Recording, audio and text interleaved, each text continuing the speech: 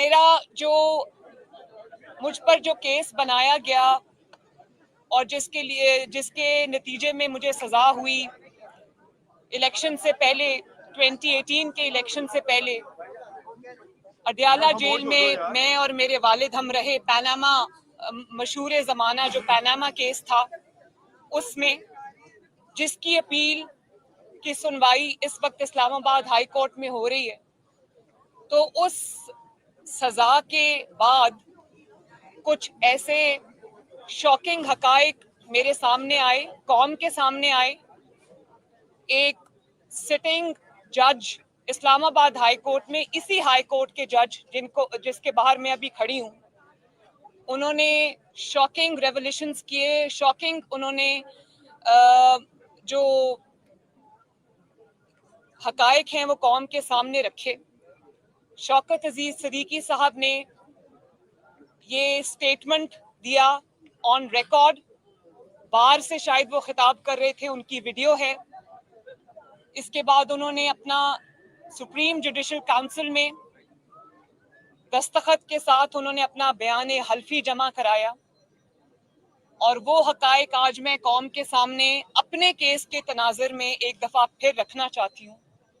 और वो ये हैं कि उन्होंने कहा कि उस वक्त के डीजीसी जनरल फैज हमीद साहब, अब मेरी बात को बीप नहीं करना, जनरल फैज हमीद साहब उनके पास तशरीफ लाए और उनको कहा कि मरियम नवाज और नवाज शरीफ को आपने इलेक्शन से पहले बेल नहीं देनी, और अगर आपने उनको बेल दी तो मेरी 2 साल की मेहनत खराब हो जाएगी, बर्बाद हो जाएगी, जाया हो जाएगी।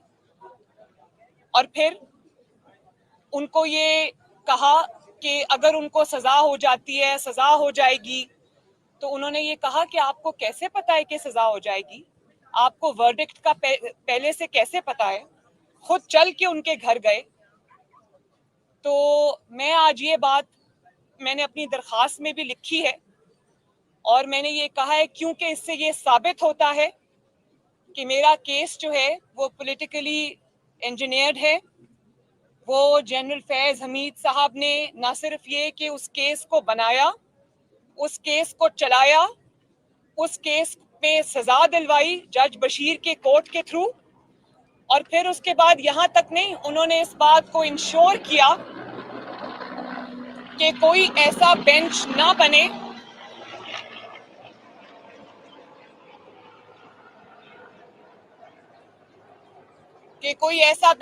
बने जो 2018 के इलेक्शन से पहले नवाज शरीफ साहब और मरियम नवाज को बेल ना दे दे, क्योंकि अगर उसने बेल दे दी तो इलेक्शन से पहले मरियम और नवाज शरीफ साहब बाहर आ गए तो मेरी तो 2 साल की मेहनत खराब हो जाएगी।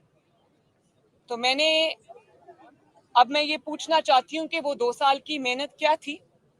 वो 2 साल की मेहनत ये थी कि एक इलेक्टेड गवर्नमेंट को कमजोर किया जाए, उसको गिराया जाए, एक इलेक्टेड प्राइम मिनिस्टर को पनामा करके उसको जीआईटी के सामने पेश किया जाए, वो जीआईटी जिसको आईएसआई का एक रिटायर्ड ब्रिगेडियर चलाता है, और उसके बाद आप उसके खिलाफ आप फैसला देते, आप उसको पनामा की बजाय इकामा पर निकालते हैं, फिर आप इलेक्शन चोरी करते हैं, जोड़ तोड़ करते हैं, मुस्लिम लीग नून को कमजोर करने की कोशिश करते हैं, उसके जो जितने भी लीडरान हैं, उसके जो वर्कर्स हैं, उसके जो ओहदेदारान हैं, उनके ऊपर आप मुकदमे बनाते हैं, उनको कहते हैं कि मुस्लिम लीग नून को छोड़ दें और मुस्लिम लीग नून की तरफ से इलेक्शन ना लड़े, इंडिपेंडेंटली इलेक्शन लड़ें, और जो आपकी बात नहीं मानते आप उनको सजा देते हैं, सजा के तौर पे आप उनको या तो हरवा देते हैं या उनके ऊपर आप मुकदमे बनवाते हैं, और उसके बाद आप ये कोशिश करते हैं कि इनको बेल ना मिले। तो मेरा तो ये जो मुकदमा है ये जनरल फैज साहब का बनाया हुआ है, उन्हीं का चलाया हुआ है, ये सजा भी उन्हीं के यहाँ पर उन्हीं की कोशिशों से दी गई है, इसलिए मेरा ये मुकदमा बिल्कुल स्टैंड नहीं करता। और मैंने अपनी दरख्वास्त में ये भी लिखा है कि कुछ जो पनामा बेंच के जजेस थे वो हमारे खिलाफ दरख्वास्त गुजार बने। पाकिस्तान की 73 साल की तारीख में पहली मर्तबा ये हुआ, जब से नैब बना है कभी ऐसा नहीं हुआ। नैब का कानून ये कहता है कि अगर किसी के खिलाफ कोई रेफरेंस आता है तो जो नैब का चेयरमैन है वो उस रेफरेंस को देखता है, मीटिंग बैठती है, वो देखता है कि वो लीगली उसमें इतना दम है, वो उसको एग्जामिन करता है। लेकिन मेरे केस में, मियां साहब के केस में, नैब ने इस तकल्लुफ की कोशिश ही नहीं की। उन्होंने इस एक्सरसाइज से गुजरना मुनासिब ही नहीं समझा, क्योंकि ऑर्डर्स थे ऊपर से, तो उन्होंने बगैर देखे उन्होंने ये चीज़ जो है वो रेफरेंसेस उन्होंने दर्ज कर लिए। फिर हम पर मॉनिटरिंग जज भी बैठ गया, डे टू डे हमारी हेयरिंग हुई और उसके नतीजे में हमें ये सजा हुई। तो 2 साल की मेहनत तो पूरी कौम के सामने आ गई। मैं कल आज मीडिया की रिपोर्ट्स भी पढ़ रही थी, कुछ अखबारात की रिपोर्ट्स पढ़ रही थी, तो मैं ये समझती हूँ कि मीडिया की मजबूरी है, मीडिया के ऊपर बहुत प्रेशर है, आप मेरी बातों को नहीं चला सकते। लेकिन कुछ लोगों ने ये लिखा कि मरियम ने शायद किसी इदारे के ऊपर हमला किया है, मरियम ने किसी इदारे के वकार पर हमला किया है। तो मैं ये बात आज वाजे कर देना चाहती हूँ कि मैं समझती हूँ कि पाकिस्तान के जो आर्म्ड फोर्सेस हैं, पाकिस्तान की जो एजेंसीज हैं, वो किसी भी कंट्रोवर्सी से, किसी भी शक व शुबा से बालातर होनी चाहिए और किसी एक फर्द की हरकत को जो उसके ज़ाती मकासद के लिए होती हैं, इदारे का नाम नहीं देना चाहिए। इदारा मुल्क का इदारा है, इदारा पाकिस्तान का इदारा है, वो किसी फर्द वाहिद का इदारा नहीं है। और जब फर्द वाहिद इदारे के पीछे छुपने की कोशिश करता है तो मैं ये समझती हूँ कि उसके पास अपनी जो एक्सेसेस है उनका जवाब नहीं है। तो मैं ये पूछना चाहती हूँ सवाल कि जब एक फर्द वाहिद जिसका नाम जनरल फैज हमीद है, अगर वो एक हाई कोर्ट के सिटिंग जज के घर जाता है और उसको ये कहता है कि फलां बेंच बनाओ, फलां बेंच ना बनाओ, तो क्या वो इदारे के वकार में इजाफा कर रहा है? जब वो पॉलिटिकल इंजीनियरिंग में मुलव्वस होता है, जब वो एक मुंतखब वजीर आजम को साजिश के जरिए इकामा पे निकलवाने की कोशिश करता है, जब वो मुंतखब हुकूमत को कमजोर करने की कोशिश करता है, जब वो जजेस से बेंच बनवाता है, तोड़वाता है, जब वो ये प्रेशर डालता है और गैर कानूनी काम के लिए जजेस को मजबूर किया जाता है, तो वो इदारे के वकार में इजाफा करता है। जब उसको ये वो तासुर देता है जज को जाके कि उसको पता है कि वर्डिक्ट क्या आ रहा है। भाई जज बशीर साहब ने क्या वर्डिक्ट देना, आपको कैसे पता है कि वर्डिक्ट क्या आ रहा है? तो जब आप वर्डिक्ट की अनाउंसमेंट वर्डिक्ट के अनाउंस किए जाने से पहले करते हैं, तो क्या आप इदारे के वकार में इजाफा करते हैं?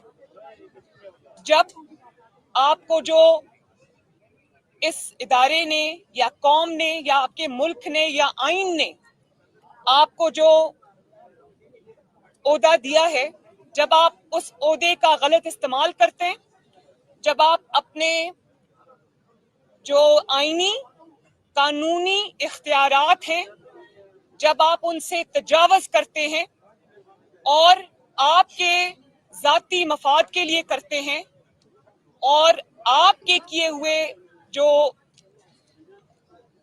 भी आपने इस तरह की ज्यादतियां की हैं, जब उसकी वजह से पूरे इदारे पे उंगली उठाई जाती है, तो क्या आप उस इदारे के वकार में इजाफा करते हैं? और जब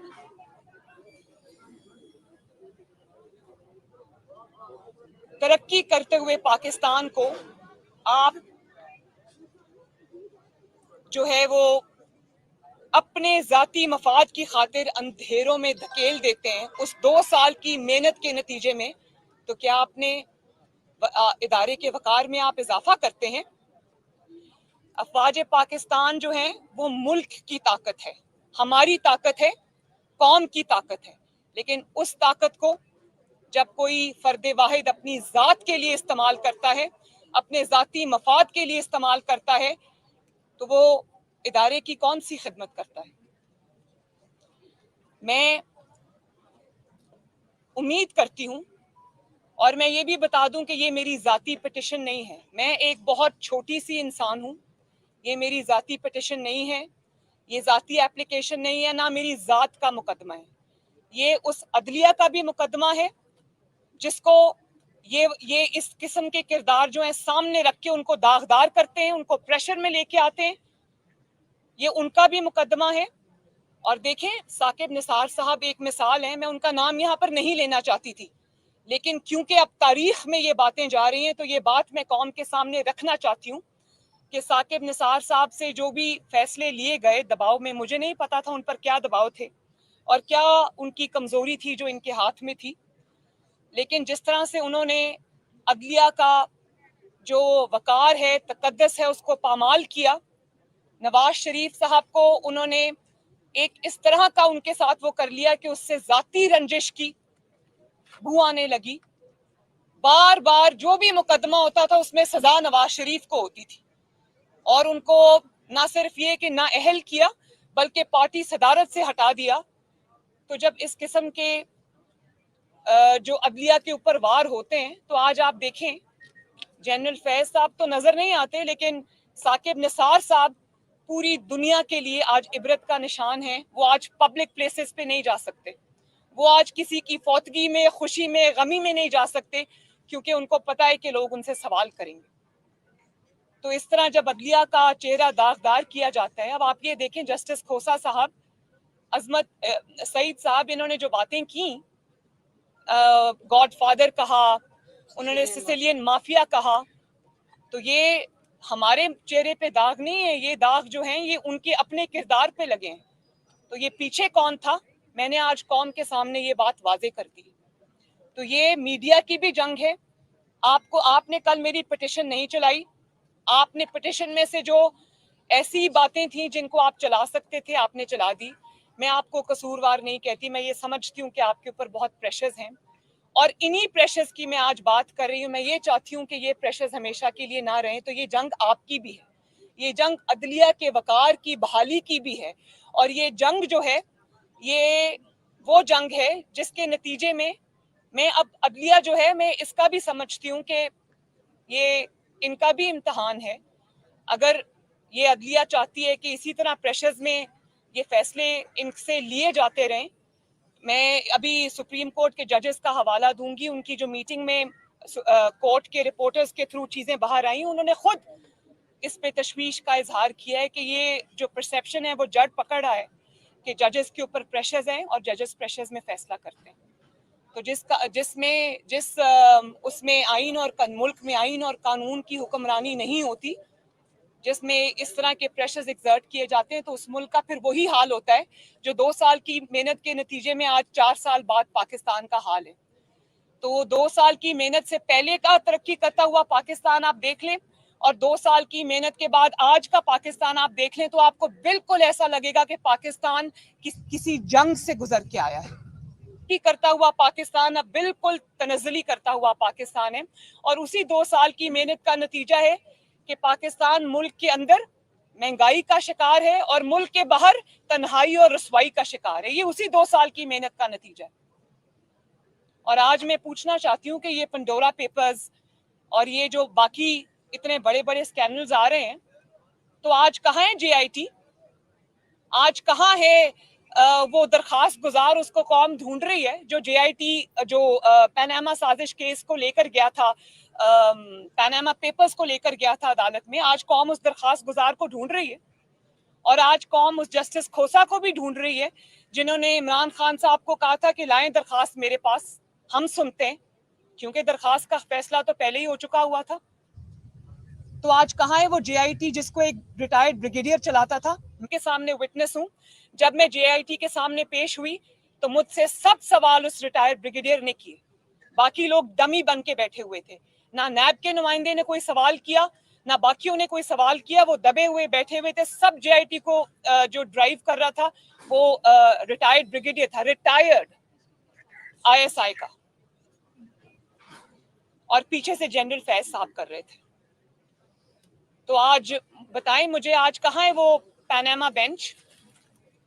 आज कहाँ है वो नैब जिसने डे टू डे हमारा केस चलाया, नवाज शरीफ साहब का केस चलाया, कई सैकड़ों पेशियां हमने भुगती?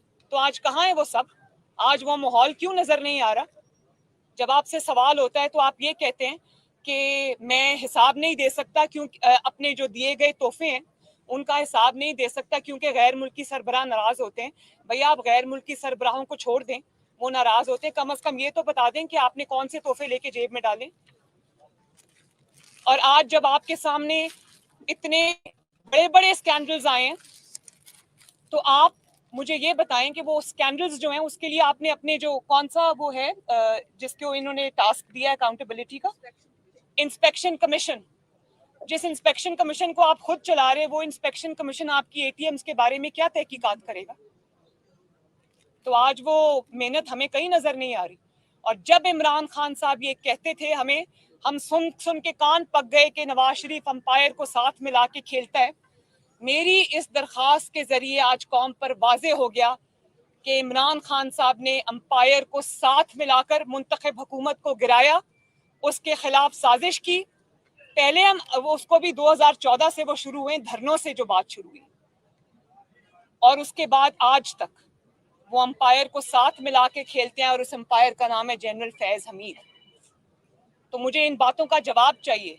और ये बात जब कहते हैं हमें, हम ये बात जब कहते थे तो कहते थे कोर्ट में क्यों नहीं लेके जाते, नाम क्यों नहीं लेते? आज मैंने नाम भी ले लिया और कोर्ट में भी ले गई। तो आप कोई सवाल है तो करें। मैडम ये बताएं कि जिस तरह इमरान खान ने पैनामा पेपर्स को कोर्ट में लेकर गए थे, क्या मुस्लिम लीग नून पेंडोरा बॉक्स और पेंडोरा पेपर्स को कोर्ट में लेकर जाएंगे? देखिए मुझे तो इंतजार है कि जस्टिस खोसा साहब आए और मुझे कहें। इमरान खान साहब ऑन रिकॉर्ड हैं, मुझे तो जस्टिस खोसा ने नहीं कहा कि आओ और लेके आओ पैनामा पेपर्स, मैं फैसला करता हूँ, पेंडोरा पेपर्स लेके आओ। जी कयूम सदीकी साहब जी अच्छा, आपने अभी जनरल फैज का नाम लिया, आपने चलाया?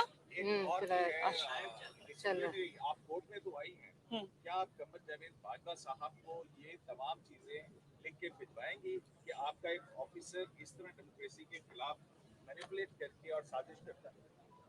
मेरा ख्याल है कि मेरी पिटिशन में हर चीज सामने आ चुकी है और उसका सही होने का सबूत ये है कि जब ये इल्ज़ामात जनरल फैज हमीद साहब पर लगे, वो DGC थे और इल्ज़ामात लगाने वाले जो हजरत थे वो सिटिंग हाई कोर्ट के, इस्लामाबाद हाई कोर्ट के जज जस्टिस शौकत अजीज सिद्दीकी थे।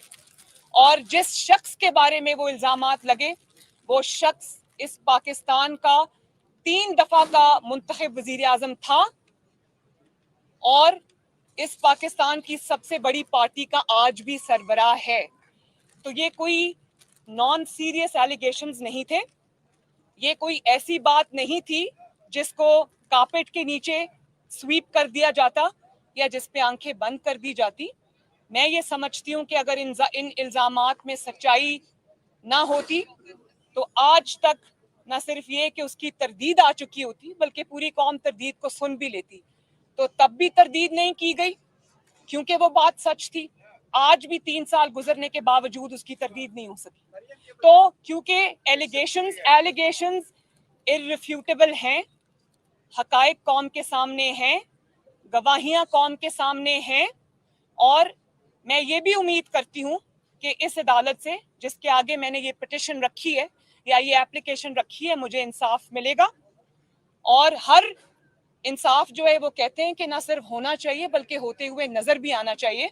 कौम को नजर आना चाहिए कि जस्टिस शौकत अजीज साहब को भी बुलाएं, उनसे हल्फ लें कि जो उन्होंने बात की है उस पे वो क्या कहते हैं, और जनरल फैज हमीद साहब को भी कटहरे में खड़ा करें, उनसे पूछें, उनसे भी हल्फ लें कि वो कहें कि मैं अल्लाह ताला को हाजिर नाजिर जान के कहता हूं कि मेरे खिलाफ ये इल्जामात झूठ हैं। और अगर झूठ होते तो बहुत पहले तरदीद आ चुकी होती क्योंकि ये कोई बच्चों का खेल नहीं था। सिटिंग डीजीसी पर इल्जामात लगे थे, और अगर ये पहला आपका रिएक्शन क्या होता है, अगर आपने कोई क्राइम कमिट नहीं किया होता तो आपका रिएक्शन ये होता है कि आप खड़े होकर ये कहते हैं कि ये शख्स झूठ बोल रहा है, और आप चुप सिर्फ तब करते हैं जब आपके दिल में चोर होता है, जब आपने वो काम किया होता है। तो 3 साल गुजर गए, कोई भी तरदीद नहीं आई, बिल्कुल, बल्कि उल्टा शौकत अजीज सिद्दीकी साहब को सजा हो गई सच बोलने पर। तो ये मैं एक्सपेक्ट करती हूँ कि इस अदालत से मुझे इंसाफ मिलेगा, और डीजीसी साहब को भी यहाँ, और जो अब डीजीआईएस आए हैं उनको भी खड़ा करेंगे, उनसे हल्फ लेंगे, वो अल्लाह ताला को हाजिर नाजिर जान के अपनी बात करेंगे। तो ये जो इंसाफ है ये कौम को होता हुआ नजर भी आना चाहिए।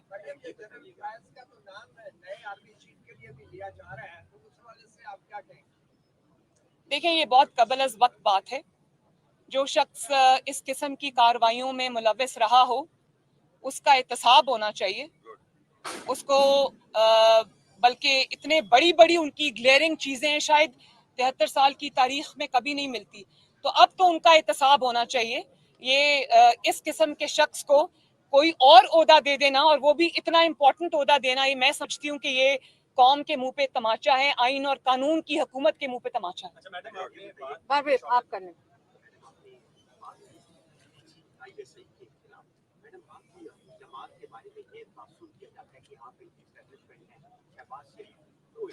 आप मुझसे मेरी बात करें, शुक्रिया, मैं अपनी बात कर रही हूँ ना।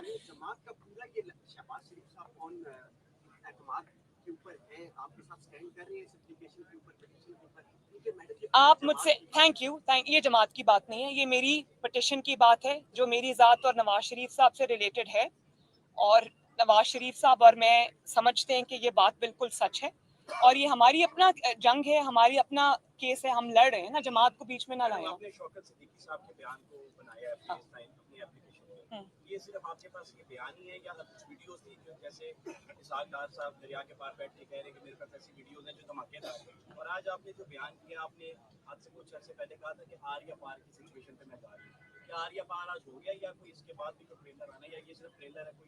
देखिए, शौकत अजीज सिद्दीकी साहब की गवाही कोई छोटी गवाही नहीं है, ये कोई ऐसे शख्स की गवाही नहीं जिसको दुनिया जानती नहीं थी, और ये गवाही उन्होंने तब दी थी जब वो सिटिंग हाई कोर्ट के जज थे, सिटिंग जज ने दी थी, किसी आम इंसान ने नहीं दी। और उसके बाद उसको corroborate करते हैं वो सारे एनसुइंग इवेंट्स, जिसमें जो अरशद मलिक साहब मरहूम जो हैं उनका वीडियो पे बिल्कुल एक ऐसा बयान है जो हर चीज को क्लियर कर देता है। तो इसके अलावा आपको अब और क्या सबूत चाहिए? बारी बारी कर लास्ट क्वेश्चन। आज की पिटिशन पे रहे हम, अगर और कोई पिटिशन से एप्लीकेशन से मुतालिक सवाल है तो बताइए। इससे रिलेटेड एक क्वेश्चन ये भी है कि सरतापा वीडियो होने के बावजूद और मामला सुप्रीम कोर्ट के काउंसिल में होने के बावजूद चेयरमैन नैब का तसल्सल कितना अजय मानता है? देखें, ये जो तसलसल की बात होती है ना, उसी शख्स को बरकरार रख, इसका मतलब है कि पीछे मेलाफाइडी इंटेंट है, और ये डील हुई होती है कि तुम मेरे दुश्मनों को विक्टिमाइज करना, मैं तुम्हें एक्सटेंशन देता जाऊंगा। तो मैं ये समझती हूँ कि उनको एक्सटेंशन देना गैर कानूनी है। शौकत अजीज सिद्दीकी के तो आप हटा देते हैं, काजी फाइज ईसा को आप कटहरे में खड़ा कर देते हैं, और चेयरमैन नैब को आप एक्सटेंशन देते हैं। इसका मतलब है कि आप किसी गुनाह में मुलव्वस हैं और उस गुनाह के तसलसल के लिए आप ये एक्सटेंशन चाहते हैं। तो ये एक्सटेंशन ना सिर्फ ये कि गैर आईनी है बल्कि गैर कानूनी है, और मैं ये उम्मीद करती हूँ कि अगर ऐसा कुछ हुआ तो किसी भी कोर्ट ऑफ लॉ में वो स्टैंड नहीं करेगी बल्कि स्ट्राइक डाउन होगी, और होनी चाहिए। भाई उन्होंने जब कहा है तो उनसे पूछ लें।